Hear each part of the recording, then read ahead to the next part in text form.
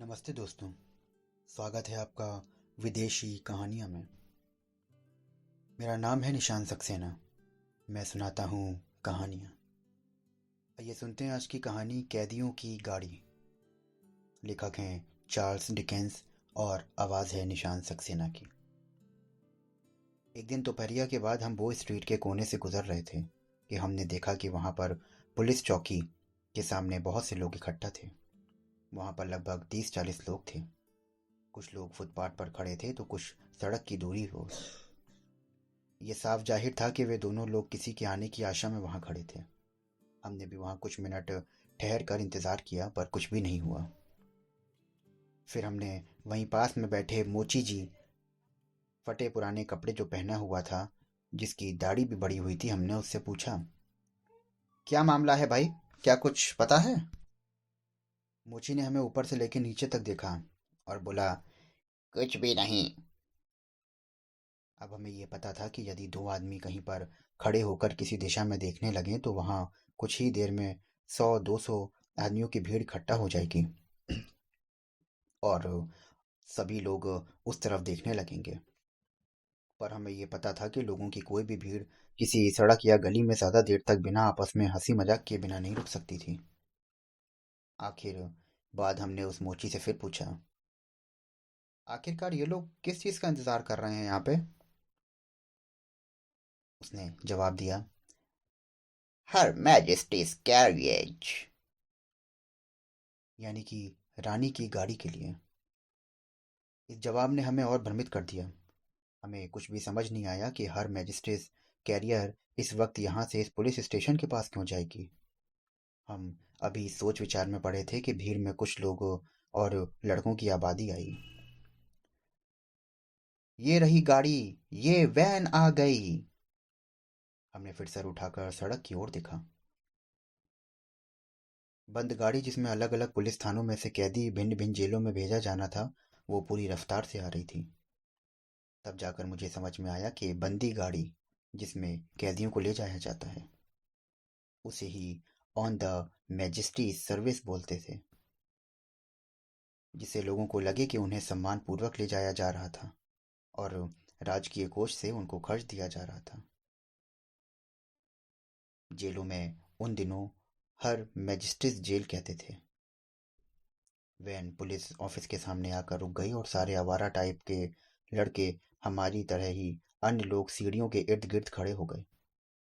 Van में से driver और अन्य आदमी जो उसके साथ बैठा था उतरकर पुलिस ऑफिस में जाने के लिए सीढ़ियों पर चढ़ने लगे। लोगों ने उनके लिए रास्ता छोड़ दिया। हमारे मित्र और वो मोची भी आगे बढ़े। पुलिस ऑफिस का दरवाजा खुला और वे लोग फटाफट अंदर दाखिल हो गए तथा दरवाजा खट से बंद हो गया। अन्य लोग आशापूर्ण निगाहों से दरवाजे की ओर देखने लगे।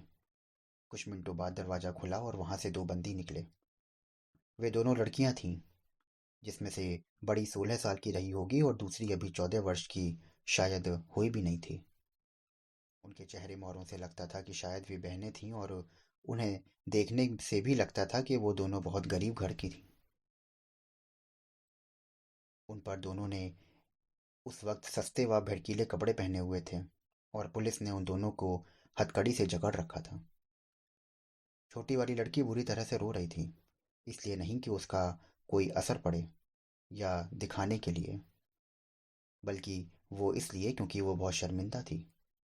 उसने अपना सर अपने रुमाल में छुपा रखा था और वो दुखी प्रतीत हो रही थी। एक लाल मुंह वाली महिला ने भीड़ में से चिल्लाकर पूछा, एमिली, यहाँ तुमको कितने दिन रखा जाएगा? बड़ी बहन ने कुछ हंसते हुए उत्तर दिया, 6 हफ्ते की कैद बामशक्कत।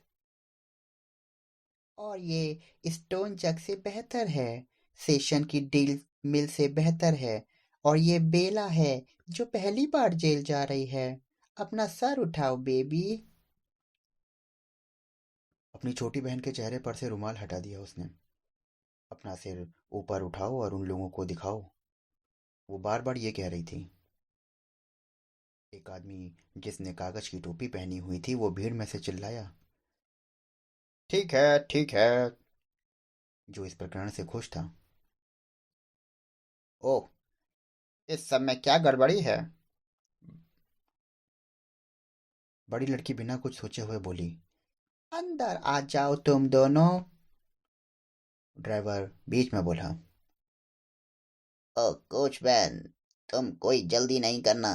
याद रखना, मैं कोल्ड के बड़े घर में, जिसमें अच्छा लॉन हो, मेरे सामने गार्डन में ऊंची दीवार हो, मैं वहां रहना चाहूंगी।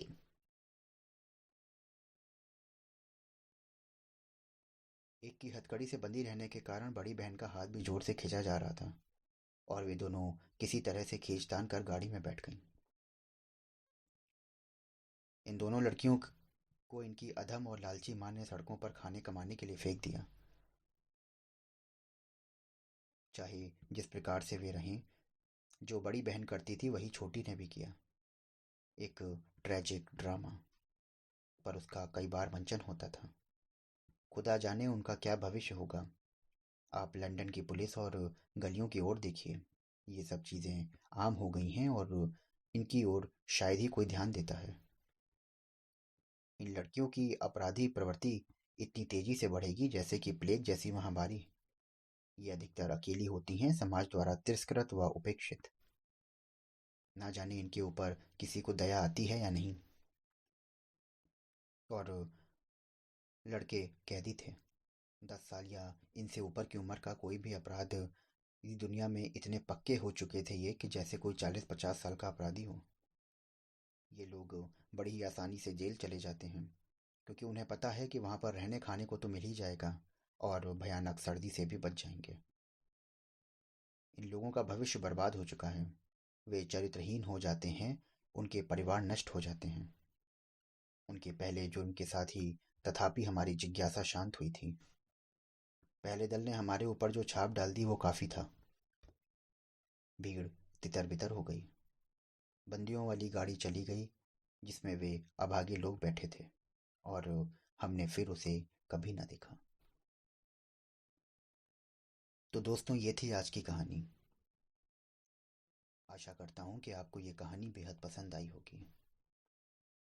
अभी आप सुन रहे थे चार्ल्स डिकेंस की लिखी कहानी कैदियों की गाड़ी।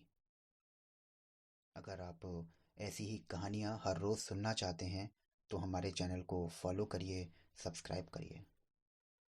कल फिर मिलता हूँ एक नई कहानी के साथ में। तब तक के लिए शुक्रिया।